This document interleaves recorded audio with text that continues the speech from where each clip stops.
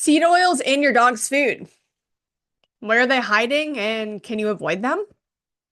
I want to talk about them with you because if your dog has itchy skin, is overweight, has arthritis, has reoccurring skin issues, has reoccurring ear issues, you are pulling your hair out because your dog does not have a normal bowel movement. Well, it may be the silent sabotager, and it's time to take a look at the ingredients and see, could the oils be the issue? So, omega-6 oils or seed oils have been getting a lot of attention on the human side. What about our pets' food? Do we have to worry about it? Where are they hiding? What are seed oils? So, seed oils, if you're not familiar with them, are commonly known as sunflower oil, safflower oil, canola oil, vegetable oil, flaxseed oil.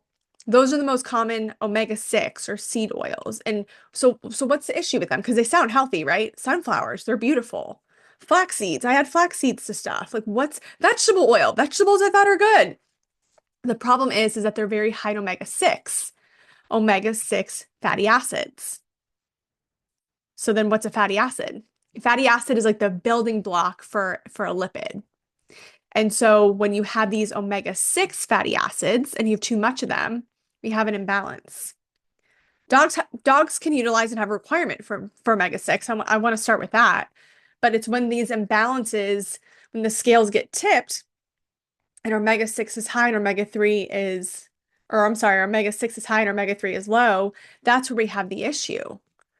Because the omega-6 oils they can be very inflammatory. So think of omega-6 and omega-3 as omega-6 is the pedal, the gas pedal, and omega-3 is the brakes in your dog's car. Unfortunately, if it's in your dog's food and their treats and they get all these different variety of treats. So basically everything they're consuming has omega-6 oils in it. In addition to what they're getting nutritionally from the ingredients in their food, we have all gas and no brakes. Imagine if you drove your car like that. What would happen, right? That would be dangerous. And so that's the issue is that there's this imbalance. We have too much gas pedal, not enough brakes. And so what do we do? That's a great question. We look at the ingredients, but it goes a little bit deeper than that. And so when you have too much omega-6, because they're very inflammatory, that's when you can get the skin issues, the ear issues, the recurring urinary issues, the stool issues, the arthritis that's hard to control, the dogs that are overweight, the dogs that just seem to always have something happening. Could it be that our inflammation and anti-inflammation balance scales are just off? It's very possible. A dog with any condition especially it ends in itis, which is commonly the ending of any inflammatory condition, dermatitis, cystitis, so inflammation of the bladder, otitis, ears, any of the itis or any condition, arthritis. I don't want an overabundance of omega-6 for my patients. They don't need any more help with their bonfire or with their pedal going to the floor. We need to add brakes or we need to add water to take out that bonfire. I don't want any more inflammation for them. And so if you think your dog has allergies or you know your dog has arthritis or you know your dog has allergies, I'd be mindful of how much extra omega-6 that they're getting.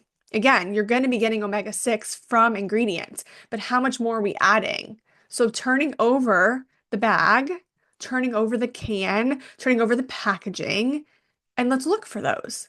Let's help your dog. And so here's where it gets a little sneaky, is that they can hide in your dog's food. They can hide in your dog's treats. They can hide in your dog's snacks. And how is that? That's inversions of fat. And if you have taken or have partaken in my Truth About Dog Food, it is a course, I guess you could call it. It's got videos, and it's got a PDF where I walk you through the truth about dog food. I approach it with conventional statistics and facts and benchmarks. And hey, here's this other alternative thought process. And so if you've taken that, and I'm going to drop the link to it below, I'm not a big fan of generic terms, if it's not specific. And what I mean by that, if it's just poultry byproduct or poultry meal Okay, well, what poultry are we talking about? Because duck's poultry, turkey's poultry, chicken is poultry, quail is poultry. So we want specificity. It's the same when it comes to the fats in your dog's food or snacks. If it says canola oil or vegetable oil or poultry fat, that's concerning. I want you to watch out for those terms. I also want you to look for the sunflower oil or omega-6 rich blend. Rich blend sounds fancy, right? You're like, ooh, I want that rich, rich. Not when it's omega-6. Animal fat or poultry fat is too generic, and it's often mixed with plant oils. What are plant oils? Sunflower oil, vegetable oil, canola oils, flaxseed oil, soybean oil. They're commonly mixed with that. Premium foods will use them to cut costs. So why are they in there? Because they're cheap. And not only is the issue because they're high in omega-6, that's not the entire issue. Look up how these oils are processed.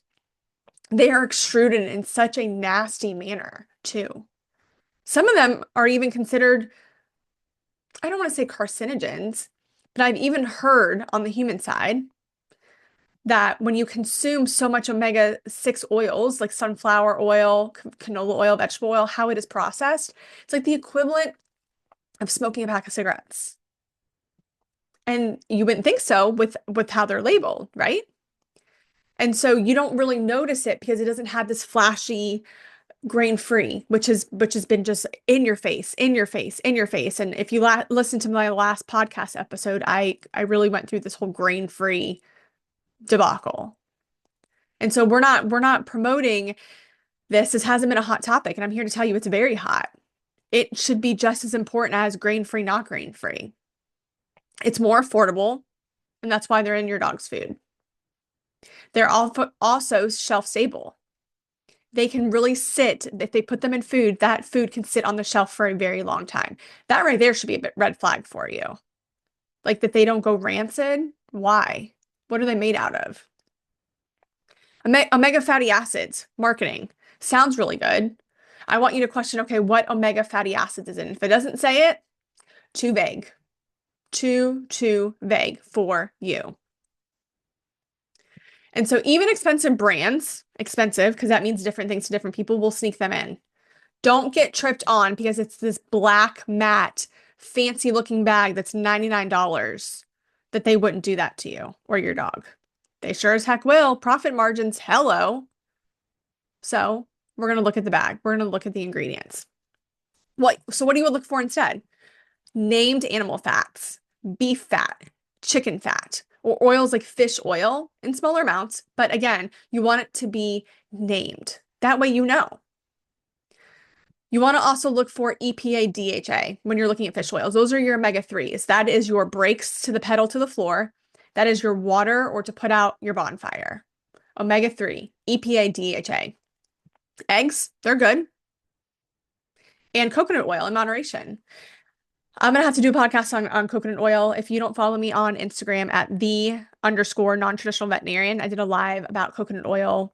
I don't have the specific date. In fact, let me pull it up right now and I can tell you. So if you want to follow me on the socials that you can find it. And so I kind of went through and talked about it, and it was on April 9th. I talked about coconut oil. Coconut oil, again, like many things, there's two camps. People are for it or people are against it. And I think the people who are against it are just not educated about it yet. It has a lot of great properties to it. So you want to avoid the poultry fat. Again, it's too generic. And if you're like, I'm not sure if it's generic, poultry. What is poultry? Ask yourself, is it specific? Poultry, like I said, could be duck, chicken, turkey, quail. There's just so much variety to it. Vegetable oil. Nope, we don't want it. And blends. Sunflower oil, soybean oil, flaxseed oil, canola oil, any blends with those, I would be really cautious about it. Again, look at how much your dog is eating. Is it in everything your dog is eating and your dog has a medical condition? I would cut that out. You want to look for real named fats. So what about flaxseed oil? I think this is often touted as a natural omega-3 source. However, because of the type of omega-3 it is, it's a plant omega-3 fish oil. Sometimes it can be hard for dogs to convert that to the EPA and DHA. Those are the types of omega-3s that we want. So even though flax is healthy more on the animals or on the human side, it's not enough to counterbalance an omega-6 for our dogs. So I wouldn't be chasing that. I would do more the EPA, the DHA, the fish-based.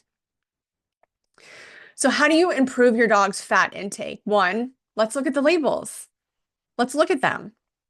And I'll tell you right now, if you're confused and you're like, I just don't know where to start.